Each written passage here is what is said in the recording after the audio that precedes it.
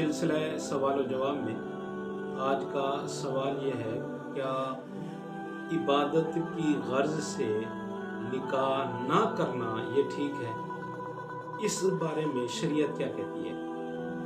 मतलब कुछ लोग इरादा कर लेते हैं कि हम निकाह नहीं करेंगे, शादी नहीं करेंगे, हमने सारी ज़िंदगी इबादत ही करनी है। अगर शादी कर लेंगे तो उसमें मसले मसाइल हैं, फिर घर है, फिर बच्चे हैं, तो इससे बेहतर ये है कि अल्लाह की इबादत करें। क्या इस्लाम में इसकी गुंजाइश है?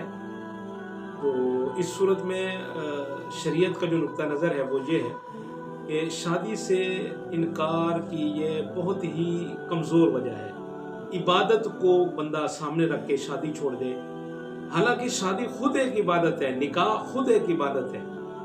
तो जो चीज़ खुद एक इबादत है, हम उसको छोड़ के दूसरी इबादत करें और उसको ये बहाना बनाएं कि हमारी इबादत में खलल पड़ता है, ये तो उज़र है, बहाना ही हो सकता है और कुछ नहीं हो सकता। उसकी वजह यह है कि सही बुखारी में एक वाक़या मौजूद है। आप सल्लल्लाहु अलैहि वसल्लम के चंद सहाबा रज़ी अल्लाह ताला अन्हुम अजमाइन ने इस इबादत की शौक में वो अपने घरों से निकल गए। उन्होंने कहा जी हम खलवत की ज़िंदगी गुजारते हैं जाके, जहाँ बंदे नहीं होंगे, जहाँ आबादी नहीं होगी, और आराम से अल्लाह की इबादत करेंगे।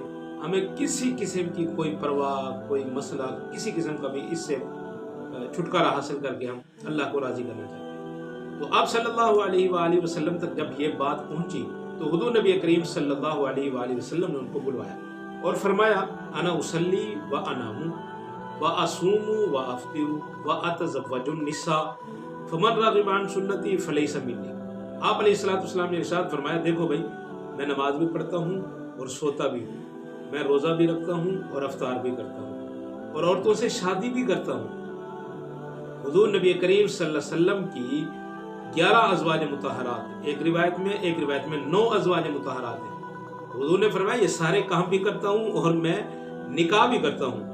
और आगे फरमाया, फमन रग़िबा अन सुन्नती फलैसा मिन्नी, जो शख्स मेरी सुन्नत से एराज करेगा वो मुझसे नहीं है। ये तो निकाह हुज़ूर की सुन्नत है और ये इबादत है। नान नफ़का आप रिज़्क़ कमा के जो घर में लेके आते हैं, ये ना नफ़का वाजिब है, ये बच्चों को खिलाना ये आपका सदका है। और बाज़ दफ़ा ऐसी ज़रूरियात जो आप उन बच्चों की पूरा करते हैं वो कई इबादतों से अफजल इबादत होती है। तो इस वजह से इस चीज़ को बहाना बना के भी इबादत में खलल डालता है निकाह, ऐसा नहीं। और फिर बाज़ दफ़ा निकाह वाजिब हो जाता है जब इंसान को शहवत उरूज पर हो, ठीक है जी। और इबादत में क्या मज़ा आएगा जब इंसान के जहन पे शहवत चढ़ी हुई हो, तो उस वक़्त हदीस पाक में आता है उस शख्स को निकाह करना ये वाजिब है। और आपको पता है मुस्तहब, नफिल पढ़ना मुस्तहब है, या इसी तरह मतलब फ़र्ज़ चीज़ों के अलावा जो चीज़ें हैं, तो उसके मुकाबले में वाजिब का ज़्यादा सवाब है। तो आप वाजिब को पूरा करें पहले।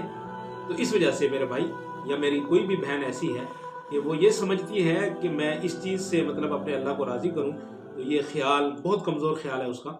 निकाह करें, शादी करें और उसमें रह के आप अल्लाह की इबादत करें, तो ये उसका डबल सवाब है। इंशाअल्लाह अज़ीज़ आपके बच्चों की खैर खबर, घर की खैर खबर, इस पर भी अजर मिलेगा और आप अल्लाह को राज़ी करने के लिए जितनी भी इबादत करेंगे उसमें भी अल्लाह राज़ी होंगे और उसमें भी आपको अजर व सवाब मिलेगा।